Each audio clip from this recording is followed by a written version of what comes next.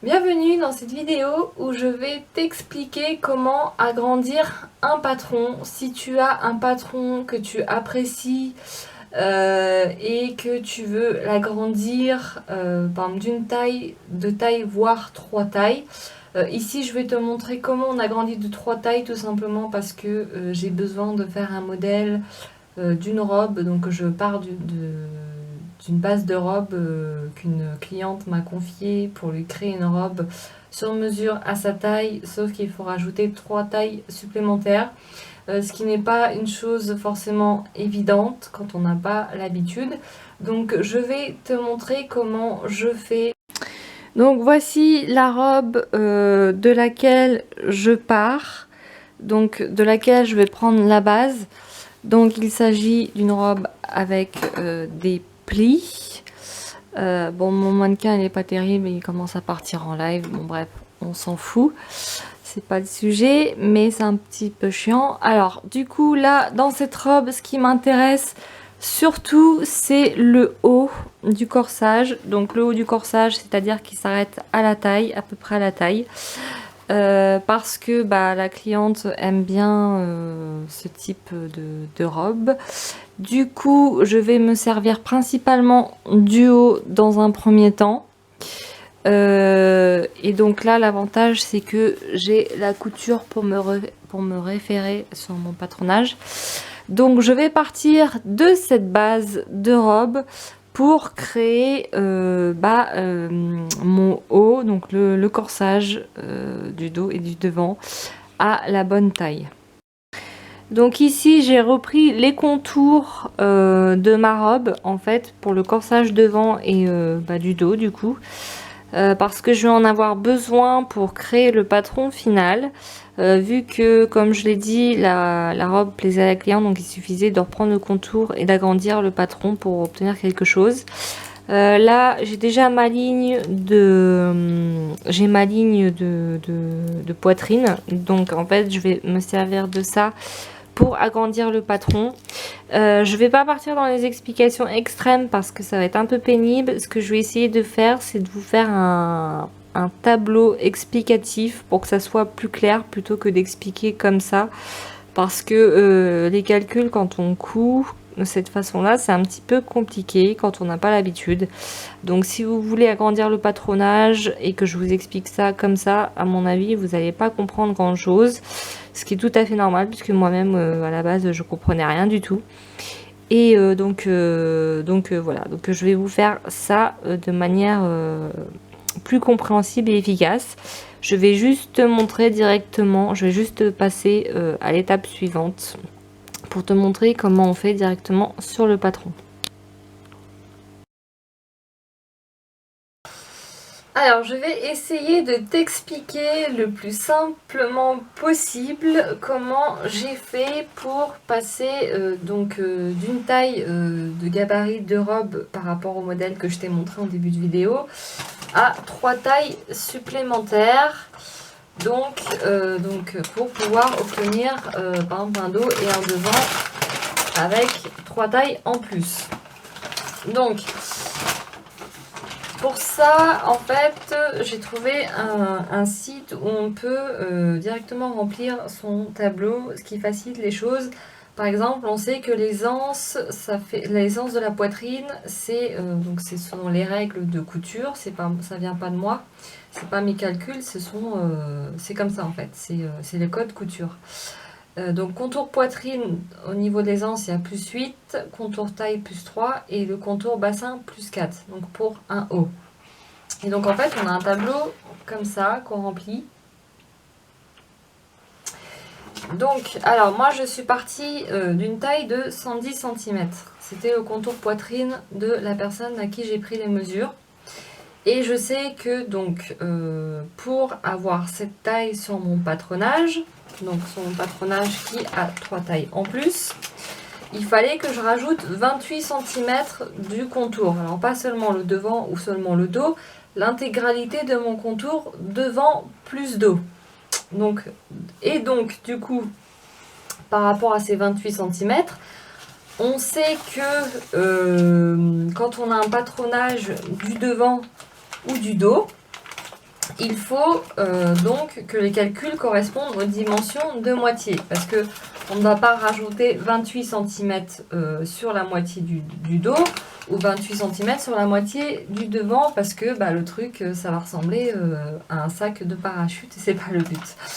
Donc on ne peut pas le diviser par 2 non plus, puisque comme je viens de le dire et comme on le sait, dans les patrons de base, à part à titre exceptionnel, ce sont que des moitiés. Donc du coup, on ne peut pas faire 28 divisé par 2 parce que ça nous ferait 14. 14 pour le dos, 14 pour le devant, ce qui ferait encore trop grand. Donc, il faut diviser ça par 4. Parce que du coup, on va se retrouver... Alors, on va se retrouver donc 4 sur le patron du moitié dos, ce qui va nous faire les 14 donc sur l'intégralité du dos. Donc là, ça va faire 4 et là, ça va refaire 4. Non, pardon, je dis n'importe quoi. Là, ça va faire 7 et là, ça va refaire 7. Donc ça va nous faire les 14. Et sur le devant, on va refaire la même chose. On va faire 7 plus les 7. Donc du coup, ça va encore nous faire 14. Et du coup, ça va nous donner l'intégralité de la circonférence de la poitrine. Ça va nous donner les 28 cm.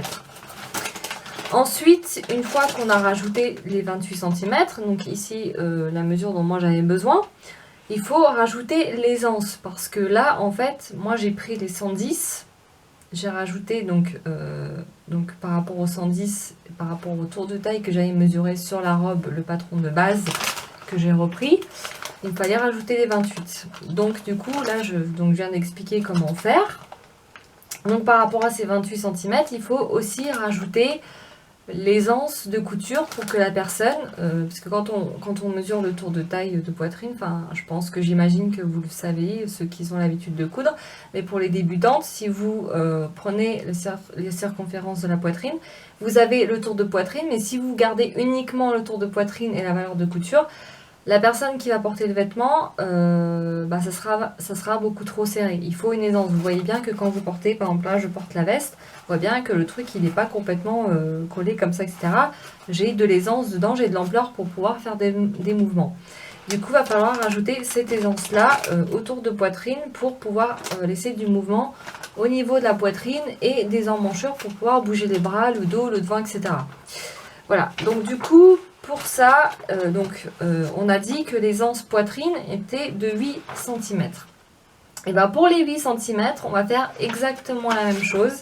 On va diviser par 4. Par 4 parce que, comme on a vu, on travaille uniquement sur des moitiés. On ne peut pas faire 4 et 4, puisque 4 et 4, ça correspondrait à l'intégralité du devant et à l'intégralité du dos. Sauf que là, comme on a vu plusieurs fois, on a toujours que la moitié du devant et du dos. Donc on est obligé de diviser par 4 de manière à ce que quand on coupe, ça soit doublé. Donc là, du coup, sur le devant et sur le dos, on va faire que 2. Parce que du coup, sur la moitié de mon dos, je vais avoir la moitié de mon devant, je vais avoir plus 2 cm. Ce qui va nous faire plus 4 en entier. Et exactement la même chose pour le dos. Et du coup, ça va nous donner nos 8 cm supplémentaires pour les anses de l'intégralité du devant et du dos. Ensuite, la deuxième règle qu'on doit prendre en compte, c'est que le dos doit faire 2 cm de moins que le devant. Donc le devant doit faire 2 cm de plus que le dos. Parce que pour les femmes, on a la poitrine, donc du coup, ça doit être plus large. Et on a le dos qui est plat, donc il a besoin de moins de centimètres. Donc, ce qui fait que sur notre patronage, alors moi, je ne l'ai pas fait ici parce que j'en avais pas besoin. Mon patron de base sur lequel j'ai repris la robe prenait déjà ces éléments en compte. Donc, j'ai eu juste besoin de faire le calcul pour ajuster les 28 cm en plus et vérifier qu'il y ait la bonne aisance pour le patron. Et j'ai pas eu besoin de faire les modifications, mais si vous faites un autre patron tout seul, un nouveau traçage, il faut vérifier que dans les dimensions, vous ayez bien cette règle pour pas que en fait la règle, enfin pour pas que la couture sur le côté se retrouve décalée en fait. Ça permet à ce que la couture se trouve au bon endroit et que ça fasse quelque chose de joli et uniforme quand vous allez porter le vêtement. Et voilà, donc du coup en fin de compte c'est très simple. Une fois qu'on a compris le processus de calcul, il suffit juste de l'appliquer bon, bah, la première fois, on galère un petit peu forcément parce que bah, faut faire les calculs et il faut faire attention à ce que les règles soient respectées. Mais bon, bah, j'ai envie de dire, si on se plante une fois, c'est pas grave, après ça nous apprend et puis on recommence et puis hop, rebelote. Et du coup, ce qui est très pratique justement, c'est d'avoir le tableau qui nous permet de faire les calculs, de prendre les mesures, de les noter et de faire les calculs, ce qui nous permet de ne pas nous tromper. Voilà, donc du coup, j'espère que l'explication aura été la plus claire possible et que ça t'aura aidé. Donc du coup, bah, je te laisse poursuivre la vidéo. Donc là, juste petite réexplication, c'est que mon tour de poitrine était de 110 cm de base pour la cliente et sur la robe, il est de 82 cm. Donc il me manque 28 cm de rajout, ce qui fait que je vais répartir ces 28 cm sur le patron de base que j'ai tracé, voilà. Donc je vais rajouter 7 cm. Pourquoi 7 cm? Parce que d'après le tableau que je vous ai montré, c'est 28 divisé par 4. Et du coup, je rajoute les 2 cm d'aisance, comme expliqué, plus les valeurs de couture. Donc, dans un premier temps, je vais venir tracer une ligne en haut qui va être perpendiculaire à ma ligne du bas qui se trouve ici en bas du corsage. Pardon. Donc voilà. Donc une fois que j'ai tracé cette ligne ici, je vais devoir faire exactement la même chose dans le dos.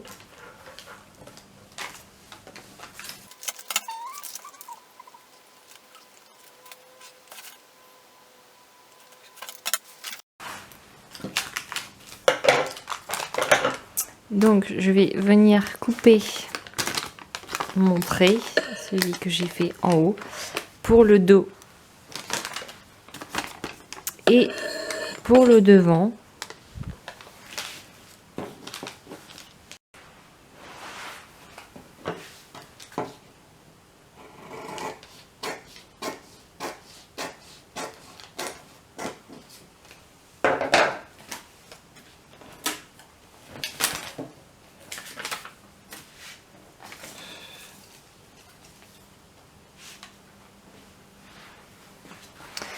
Donc une fois que j'ai coupé mon devant comme ceci, je vais juste mettre une indication pour pas faire de confusion après lorsque je vais devoir faire le réassemblage. Donc là j'ai coupé, on va dire, ma bretelle au niveau de l'encolure. Et j'ai remis 2 flèches d'assemblage pour pas faire de confusion après, puisque je vais avoir besoin de recoller ce morceau là ici une fois que j'aurai agrandi. Voilà, donc j'ai fait mon élargissement. Alors moi j'ai fait comme ça parce que je me suis dit que c'était logique par rapport à tout ce que j'ai pu voir dans les bouquins et tout, que ça se fasse de cette manière là. Après ça se trouve je suis complètement à côté de la plaque, hein, mais je me dis que je vais essayer, puisqu'en général quand il y a un truc qui m'inspire, j'ai une inspiration en général, bah je suis pas loin du bon truc, ou alors je suis en plein dans le mille. Donc je me suis dit que j'allais quand même essayer. Donc ce que j'ai fait, c'est que par rapport à la première coupe que vous avez vu tout à l'heure, par rapport à la bretelle, j'ai coupé.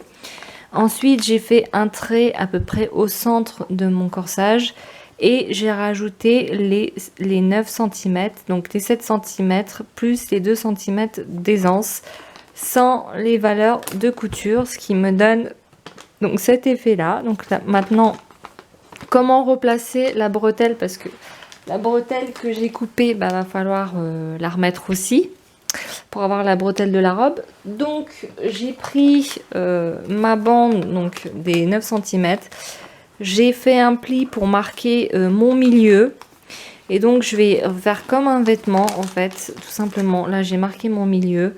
Je vais reprendre le milieu de ma bretelle que je vais réassembler par dessus pour avoir le milieu du corsage et le milieu bretelle, comme ceci. Alors là ça fait une forme extrêmement bizarre, hein, c'est normal puisqu'il a fallu agrandir. La bretelle on va pas l'agrandir, ça sert à rien, puisqu'il faut qu'elle reste comme telle et qu'il faut que au niveau de l'épaule et de l'encolure ça reste identique. Donc ce que je vais venir faire, c'est tout simplement, entre guillemets, tout simplement, venir réajuster mon encolure ici et mon emmanchure ici. Donc je vais venir recréer quelque chose pour que ça fasse quelque chose d'uniforme des deux côtés.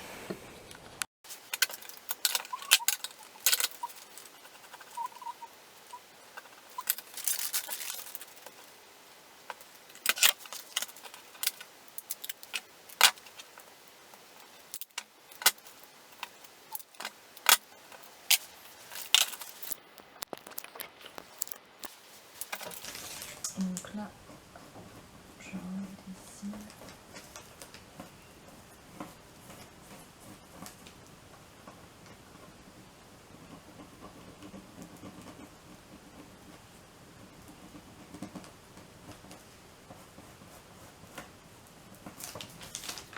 Ça.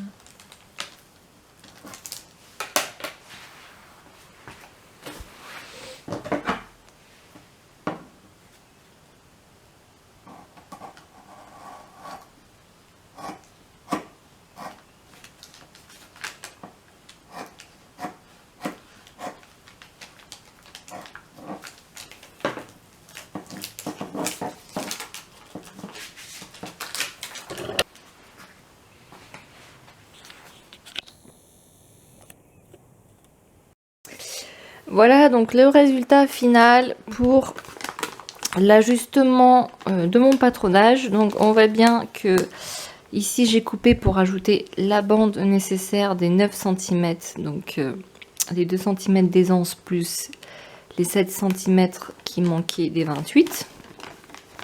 Et j'ai remis la couture, donc j'ai remis la bretelle, et donc j'ai réajusté l'encolure et l'emmanchure ici. Et j'ai fait exactement la même chose sur mon devant. Et donc quand on calcule, là j'ai 30 cm donc au niveau de la poitrine, ce qui est normal puisque comme on a dit que c'était la moitié.